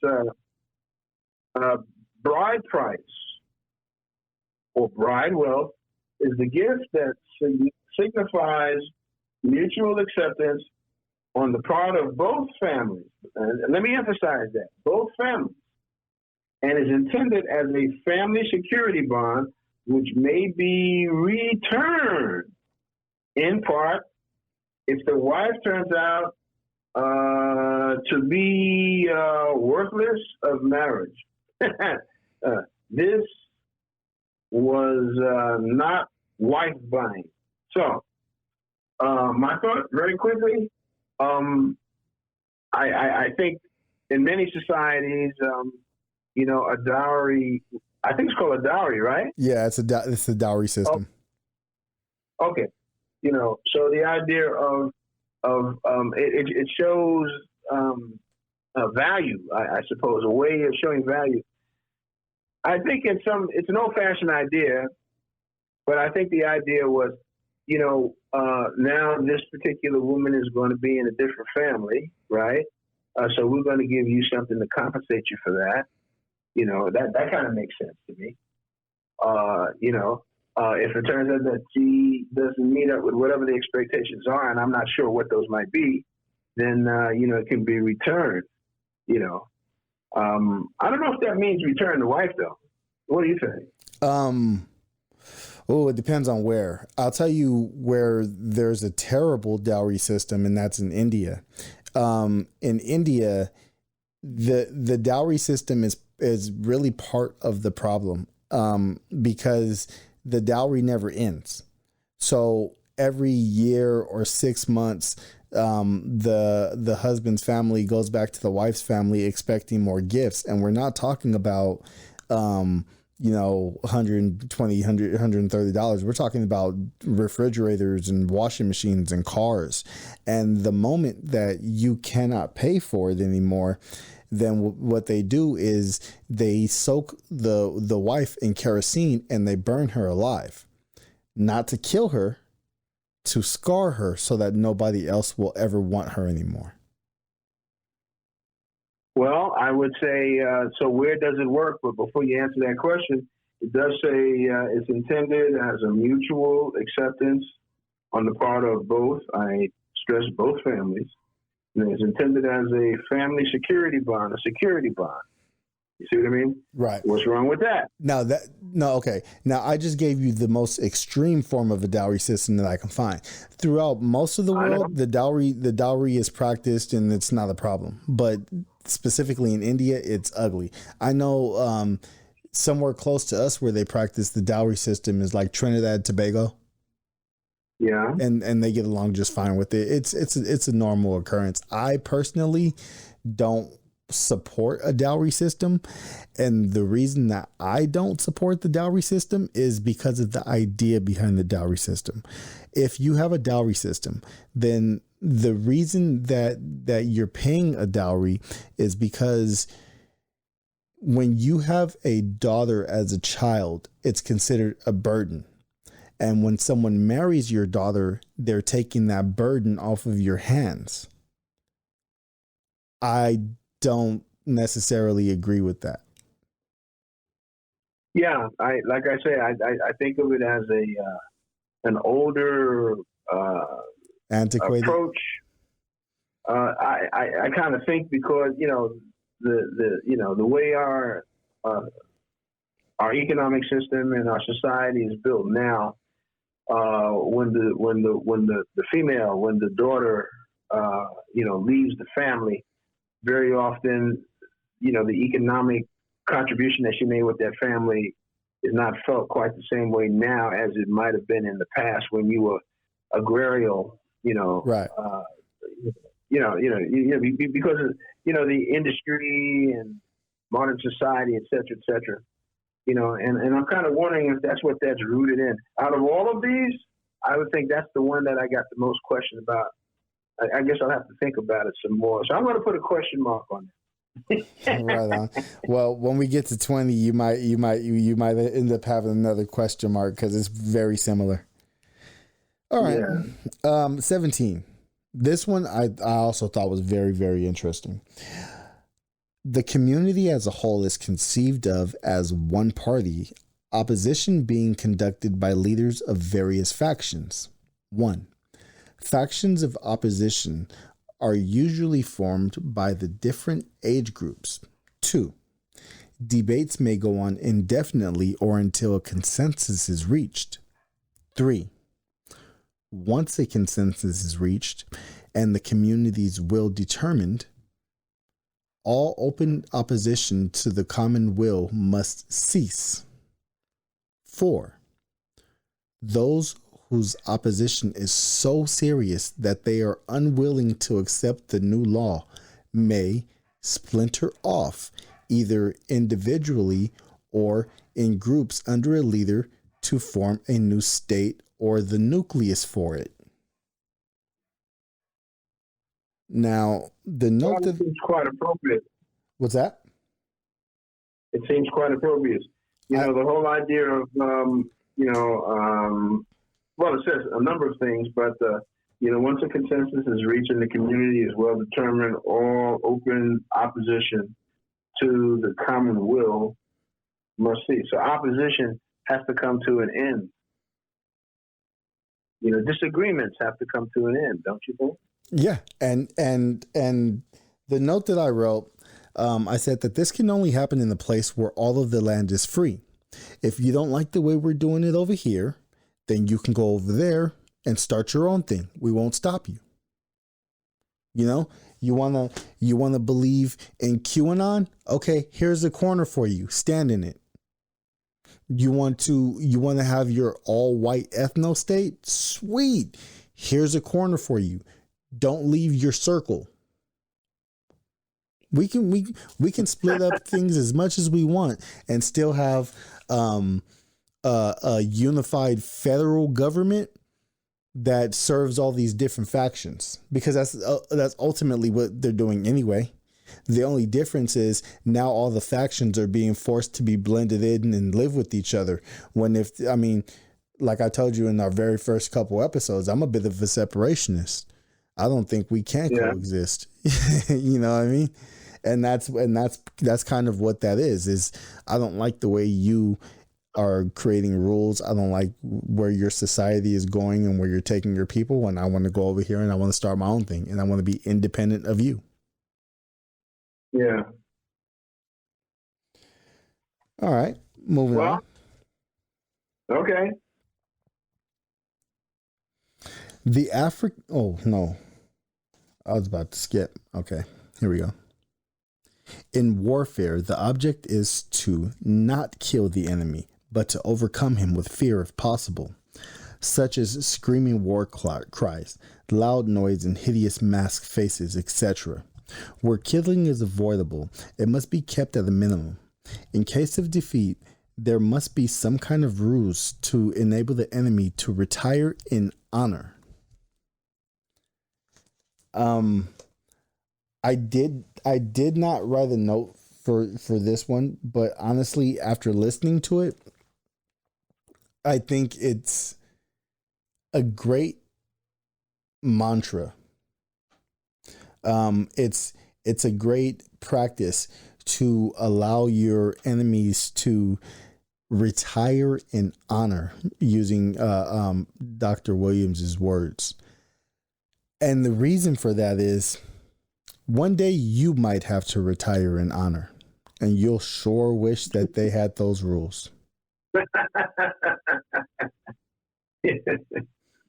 Yeah.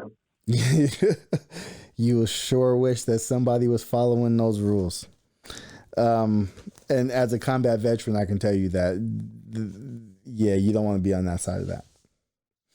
Yeah, that's real stuff. That's real stuff. Number 9. Like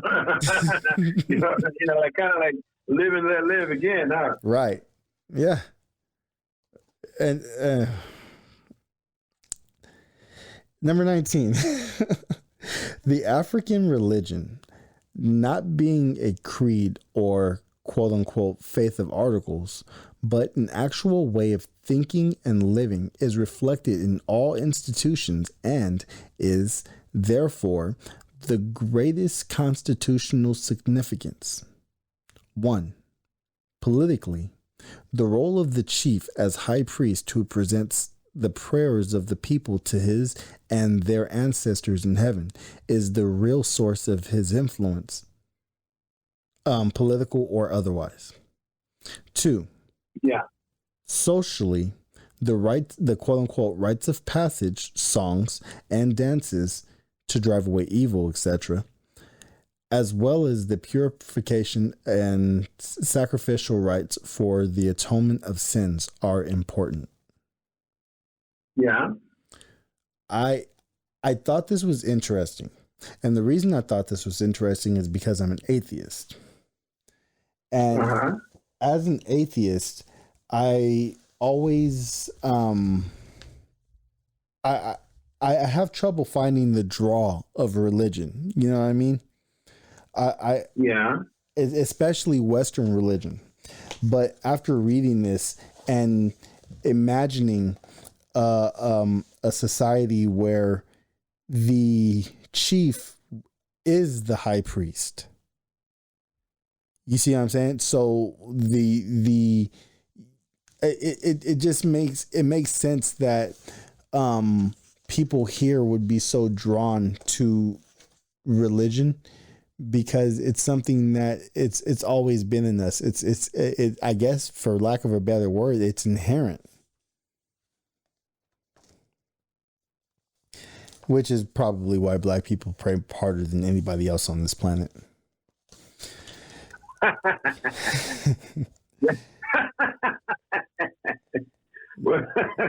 It's true. I'm going to, well, I'm not.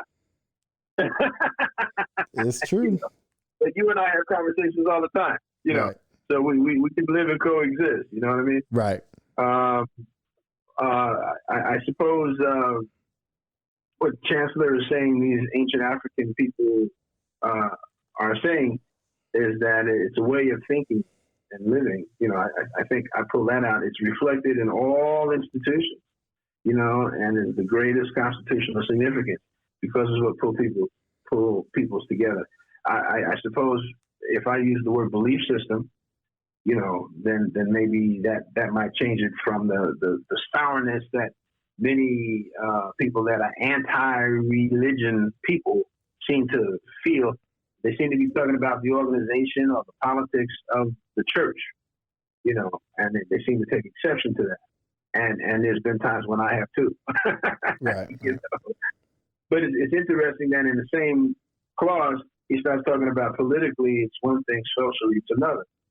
And if we just take the religion part out, then we talk about the role of the chief and the priest to present prayers to the people, blah, blah, blah, blah, blah, blah, blah, is the real source of his influence, because he is acting as a leader.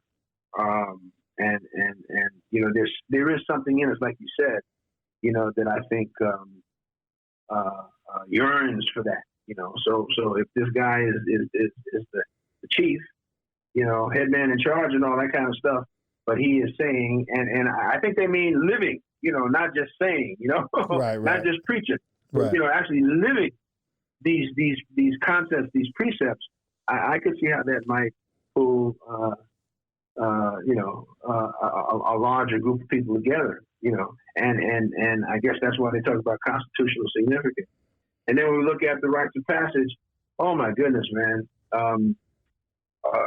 Many of our families, I'm going to say about the men, the women too, but certainly many young men do not have the rite of passage, and they do not know how to become young men. They don't know how to move from boyhood to manhood.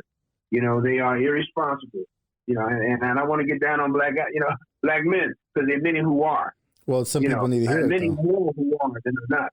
But if they haven't been taught to be men, and if there's women out there that want to take exception to what I say, please write in. We'll read it. I'll read it. I'll eat my own words if I need to. But I'm feeling that too often our young children are being taught to be men by women who cannot be men. They don't live in society the way men do. By definition. They're not treated the same way as men do. Even black women, who are not treated as well as, for example, white women, the black women are not being treated like the black men, you see? And I think that becomes a real, a big problem. So the rites of passage are important, and be the songs, the dance, and all the other things that they do in order to be able to, get this young male, to understand, to have pride in themselves, self-identity, a sense of history, heritage, custom and religion, a sense of worth, self-esteem. I mean, I can go on. The idea is that if we take out the religious part and we just put in the rites of passage being mentioned, then it seems to be worthwhile. Well, you there? I'm here. Oh, okay. I said too much, huh? No, you didn't. No, you were great. No, there was a silence. I thought I lost you for a second. All right.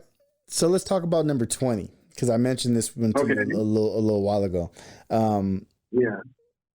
Since religious and moral law must prevail and the race survive, a man may have more than one wife, for he is forbidden to sleep or cohabit with his wife either during the 9 months of pregnancy or during the suckling period of 1 or 2 years thereafter. The wife may not prepare meals for the husband or family during the menstrual period. The husband is strictly forbidden to have any kind of relationship with one wife during the said period that belongs to another wife. Interesting. Right. So there's this raging debate amongst some of the Gen Xers and Gen Zers and in the black community. And this big debate is over polygamy. It's making a comeback as an idea. And to be honest with you, I understand it. I understand it. The way they practiced it in ancient Africa is different from how people in America treat it, though. Because in America, a lot of these younger cats, you have one guy in the house with 2 or 3 different females, and the females, he's in a relationship with all of them, and they're all contributing to the house in some way, shape, or form. So I guess maybe to an extent it works out the same way, but if I'm understanding properly, this doesn't say it, but from what I've heard other places, in Africa they weren't allowed to have 2 wives in the same house.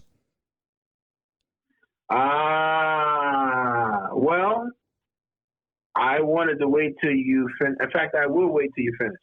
Oh no, that was it. That was my thought, is that they. Oh, okay. Yeah. That's my understanding. Okay. One house. One wife. Right. You know what I mean? Which is a nice way of saying if you can't afford to have the women in different houses, then you can't afford to have the women. Exactly. Exactly. So you got to be able to provide for the women and the children that come with that. Right.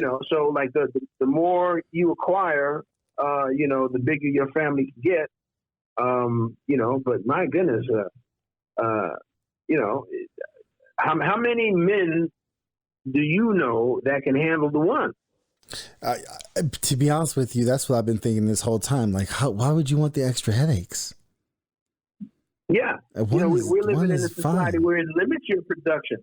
Your ability. Like if this constitutional thing, this African Constitution thing says, so the bigger the family, more land you got.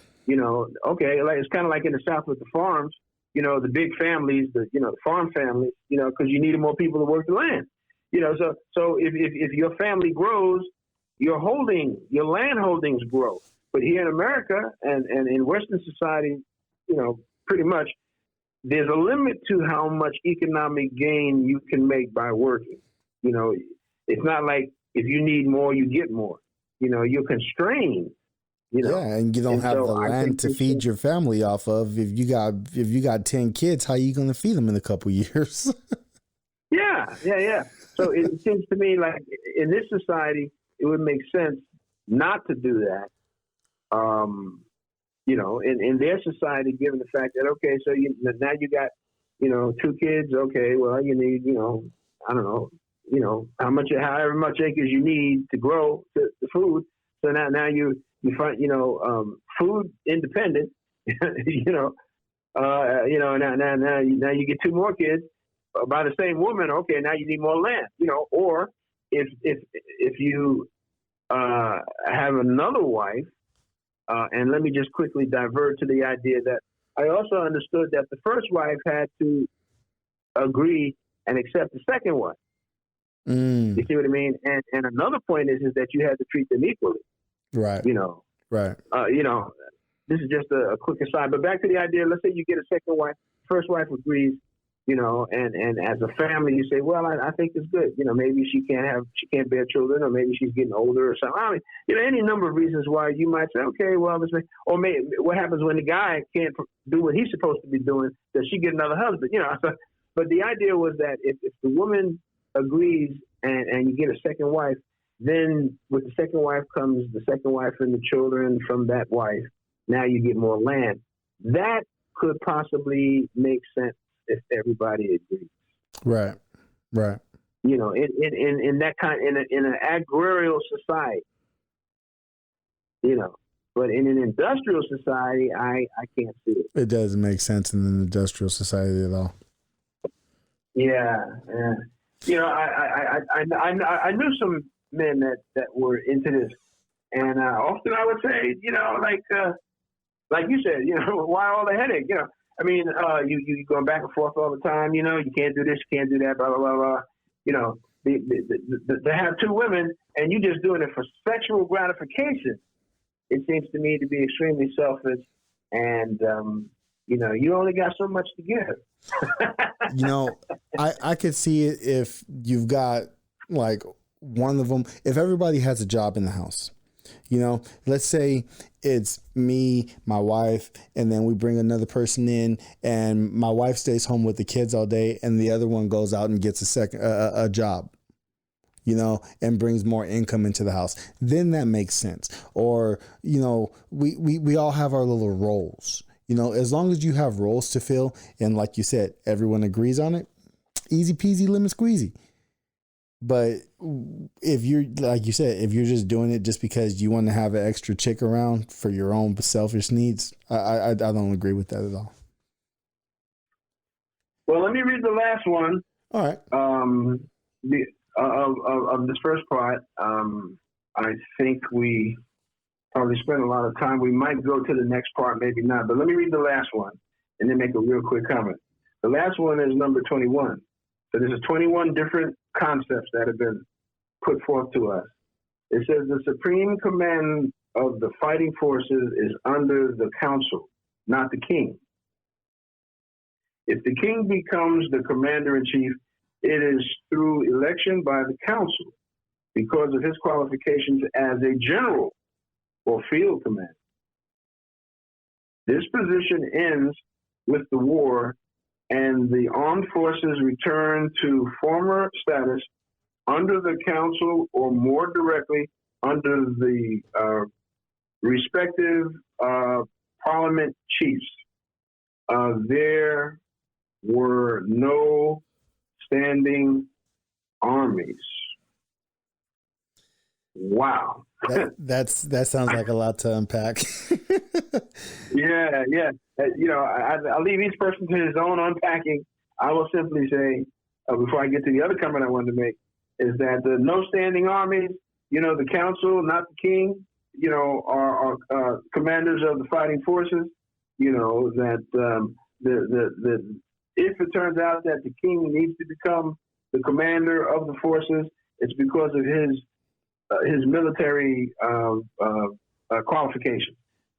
Obviously, he would have to demonstrate himself to be able to move massive amounts of men, materials, et cetera, his logistics and strategies and all that other stuff, would have to be demonstrated. And I guess at some point that's how. But then the beautiful thing is that when it's all over, he got to do a George Washington. Go right on George back. Said, nope. Yeah, going back home, man. The war's over. It's not like this Trump fool. Like it's still going on. I want to be blah blah blah blah blah blah. You know what I mean? So like you only become the commander in chief. It's in the hands of a council of people. That means people, as opposed to an individual, which might be a dictator, a ruler, a despot, a monarch. You know what I mean? And I could see the wisdom, in this notion. And this is coming out of ancient Africa. So here's my point. We got 20. Well, no. How do you want to respond to that? I should have said that first. Oh no, go ahead. Do your thing. Oh, okay. So we got 21 different principles, right? How many did you really disagree with? None. I mean, I could have done without the dowry system, but that's really the only thing that I took issue with. Okay. I won't say which ones but I did count them. I think there's 2 that I got questions about, but out of 21, if 19 of them are pretty good, that's running about 90%. Right. That's pretty good, man. I think these are worth consideration. And if we can do better, then let's figure out a way to do better. But certainly it's the basis of a conversation, and we would like to hear, our listening audience, now that they have heard them, you go buy the book, mark up your own book, read it yourself. We told you the pages, and then write into us so that we can have a discussion about any specific one, whether you agree with it, don't agree with it, and I would say, why. You give the reasons why, because that's what we've attempted to do in our conversation back and forth. So, should we end it there, or should we go into the next one? I want to go into the next one, but I just want to go rapid fire and just fire them off and get it over with. Because we did go over what I wanted to go. So. Okay, I think I'm in total agreement with you. So let's do it. Okay, so before I read this, I'm going to preface this by saying the 21 points or principles that we just read, that functions as the African Constitution. So this would be the African Bill of Rights. Good for you. I'm glad you brought that up. Okay, let's go. And this is the fundamental rights of the African people. Yeah. The following is a representative number of human rights, also drawn from the customary laws or traditional constitutions. Every member of the community had You read the first one. The right to equal protection of law. 2. I'll read the second one. The right to a home. The right to land sufficient for earning a livelihood for oneself and family. 4. The right to aid in times of trouble. Big one. Number 5. The right to petition for redress of grievances. 6. The right to criticize and condemn any act of the authorities or propose new laws. And in parentheses, it says opposition groups in some areas called the Youngsmen were recognized by law. Close parentheses. Yeah. 7. The right to reject the community's final decision on any matter and to withdraw from the community unmolested. The right of rebellion and withdrawal.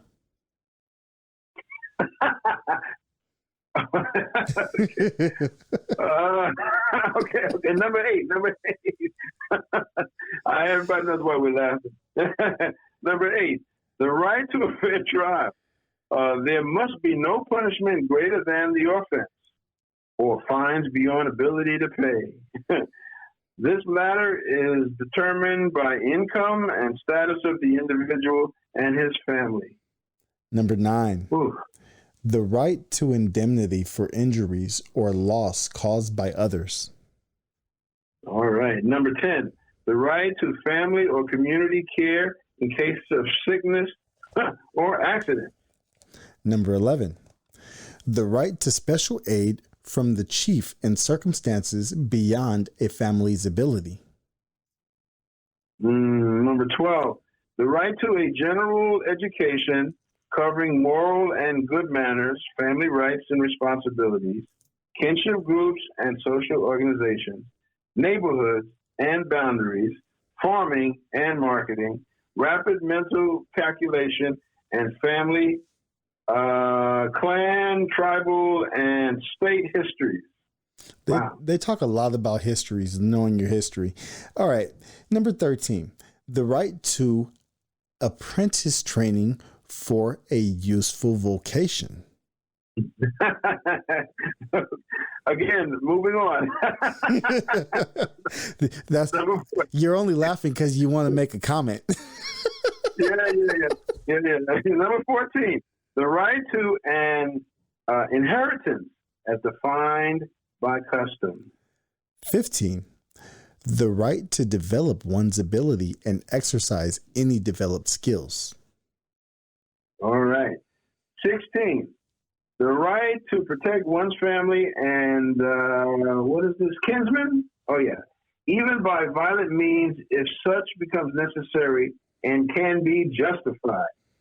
17, the right to the protection of moral law in respect to wife and children, a right which not even the king can violate. How about that? Number 18, the right of a man, even a slave, to rise to occupy the highest position in the state, if he has the requisite ability and character. 19, the right to protection and treatment as a guest in enemy territory once one is within the gates of the enemy's village, town, or city. 20, and the right to an equal share of all benefits from common community undertakings, if one has contributed to the fullest extent of his ability, no matter who or how many were able to contribute more. Wow. We did it. We did it. Let me finish off this page. These constitutional principles and practices were held onto and carried by the migrating blacks to every part of the African continent. This is one of the most remarkable parts of the black man's story. Most remarkable because even those societies that sank into barbarism held on to the fundamentals age after age as though they were clutching the last threads of life itself. Even in Egypt, where the Asian and European impact was greatest, African constitutionalism could not be completely blotted out. Amen. How about that, man? That's beautiful. That I mean, that sounds like we need to start all over and go through each one of those. Man. I was fine going rapid fire through them because we could have taken time on them, but some of them were repetitive. About half of them were some type of repetition from something we covered before. Yeah, and we would leave it to our listeners to read them, contemplate them, write in any comments they may have.